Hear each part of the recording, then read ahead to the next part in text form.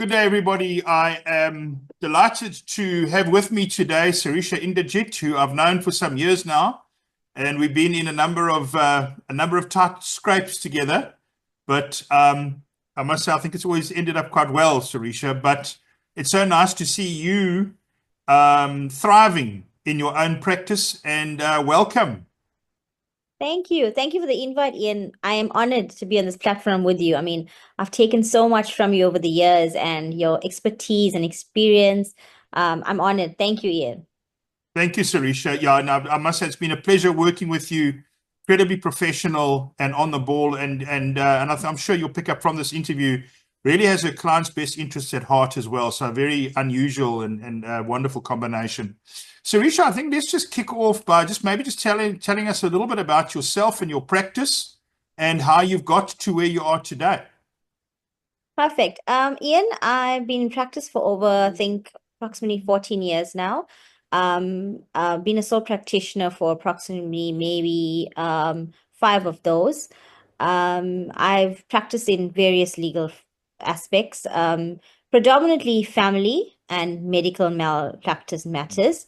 I've acted for doctors who have had matters against them, appeared in the HPCSA inquiries, acted for the plaintiffs who are those suing and for compensation against doctors. So I've acted for both sides, Ian. I've had been on the playing field for both, understood both sides of the dynamics of it, how the fields work, the expectations of clients and doctors. So I've been around with the medical field for some time, and yeah, my knowledge has grown over the years with both you in my with taking you into my you taking me into your stride and assisting me in my matters, which I'm forever grateful for, Ian. And yeah, that's been my journey thus far with medical malpractice matters. And Serisha, I know that you've been getting sort of recognition in formal awards and what have you. I mean, you've been very modest. I think just tell us a little bit about that, please. Okay, Ian, I've been nominated for Standard Bank Woman of the Year, two consecutive years in a row. Still waiting to win that, but it was a nomination. Part of a few organizations such as SAWLA, South African Women's Lawyers Association, part of the Business Association for Women in Durban currently. I also sat on the panel for various organizations such as social development and welfare societies, done a few talk shows online and podcasts and radio interviews, which have had vast knowledge and experience with.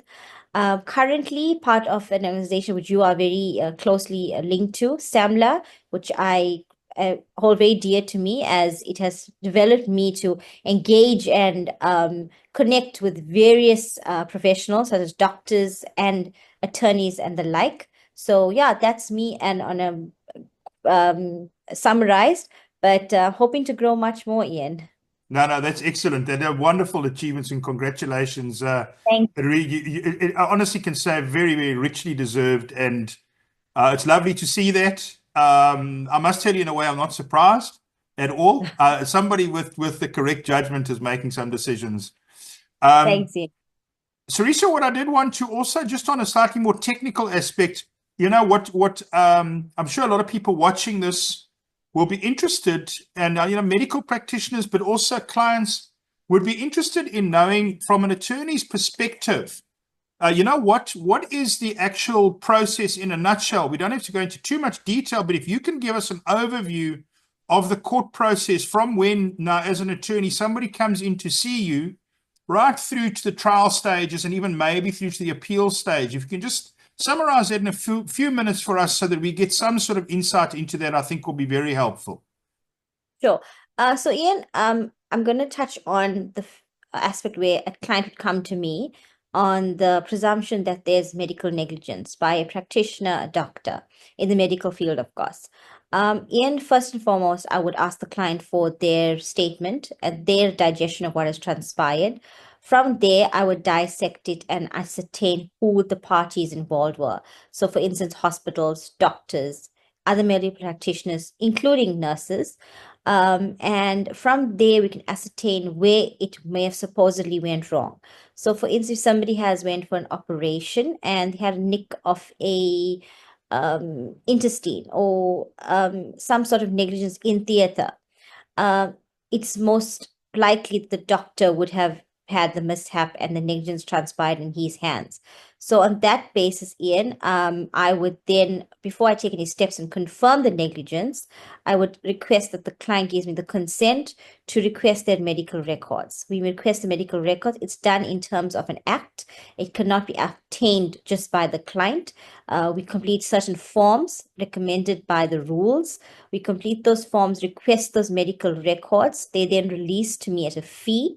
We then send this records to an expert in the field. Ian, I can just recommend and assist and guide in regards to the legal aspect, but I need someone who in the medical field that can say, yes, there was negligence. A reasonable practitioner in that field would have not acted in that manner. So I need an expert, someone who does medical legal reports, certified somebody, a doctor or practitioner, who will furnish me with the report. If the person is of living and not deceased, they may need an examination of the patient, the person who's complaining, that is. They would then peruse the medical records, give me a full report and their digestion if there was negligence or not.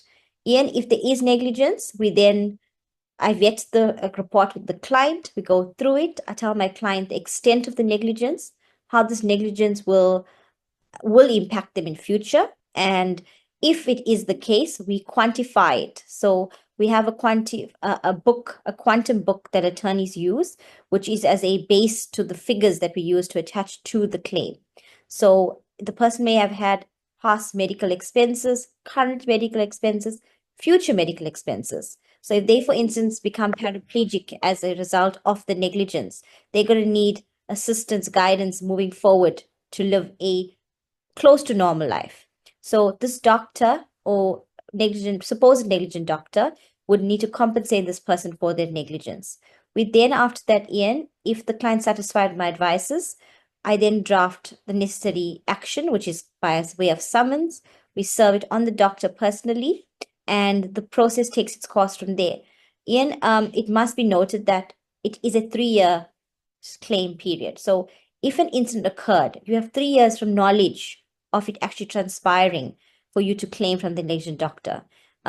If you don't claim within the 3-year prescription period, Ian, you no longer have a claim against the doctor unless in exceptional circumstances where it's a minor involved, and that 3-year period begins when the child turns 18 years old. So that's the process. Usually, Ian, I must say, we settle prior to actually going to the courtroom, but that is in exceptional circumstances, and each matter is dependent on its own merits.